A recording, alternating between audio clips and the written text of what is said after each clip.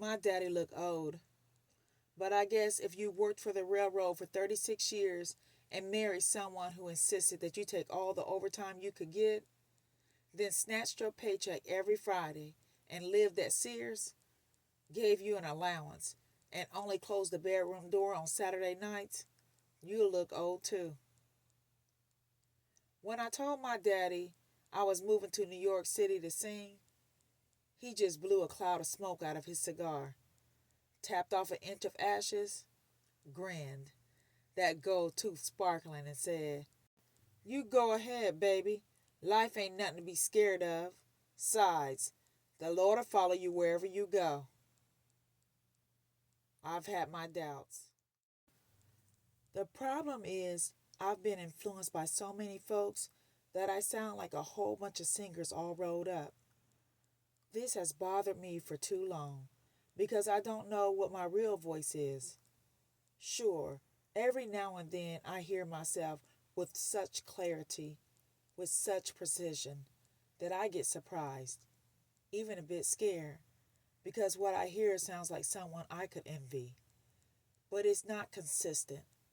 I can imitate just about anybody I admire. Joan Armatrading, Shaka Khan, Joni Mitchell, Laura Nyro, Aretha, and Gladys too. Sometimes I stay after school, since my piano's in layaway and I still owe $300 on it, and compose. I sit there with my eyes closed and with my fingers pressed against the keys. I start to sing. The room often moves. My heart opens up and lets in light. Writing songs allows me to fix what's wrong. And when I'm singing, I'm not lonely, just overwhelmed by desire. I'm not looking for a man. I found one. Folks aren't starving. I'm giving them food from my plate. I invent jobs, get rid of torment and racism and hatred, and spin a world rich with righteousness that usually, by the time I finish, I'm perspiring something awful. And I don't really realize how much time has passed until I walk outside and see that it's dark. As it stands now, I do most of my singing in the shower. I get clean and let out the pain at the same time. Watch it go down the drain. And not just my pain, but everybody else's that I've known who's felt or known hurt. There are millions of us. To tell the truth, sometimes I get scared when I think of myself being in a world where I don't make a bit of difference, where I could die, and the only people who will ever know that I was here will be friends, lovers, and relatives. I want to affect people in a positive way, which is one of the reasons why I teach music. But it's not enough. I want to sing songs that make people float. That's why I'm looking for a coach.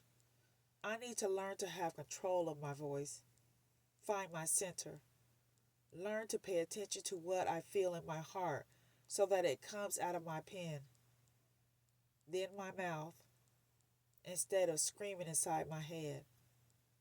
I don't care if I never be famous as Diana or Aretha or Liza or Barbara. I don't have to make the Billboard's top 40 either. I'd be just as content squeezing a microphone in my hands in some smoky club with the audience who came to hear me sing. The only way I'll ever be able to afford a voice coach is by moving out of this expensive apartment, which is precisely why you can have Manhattan and its Upper West Side.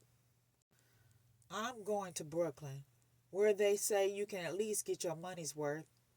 My daddy always said, you gotta give something to get something. I'm giving up roaches, water bugs, mice, 622 a month, and a view of a brick wall. Right now I'm staring up at the ceiling, and I can hear the birds chirping. That's a good sign. But I can't lie, I am lonely. and it's been almost 6 months since I've been touched by a man. I'll live, though. Instead of wasting my time wishing and hoping, sleeping with self-pity, and falling in love over and over again with ghosts, I'm going to stop concentrating so hard on what's missing in my life and be grateful for what I got. For instance, this organ inside my chest. God gave me a gift, and I'd be a fool not to use it. And if there's a man out there who's willing to ride or walk or run or even fly with me, he'll show up, probably out of nowhere. I'm just not going to hold my breath.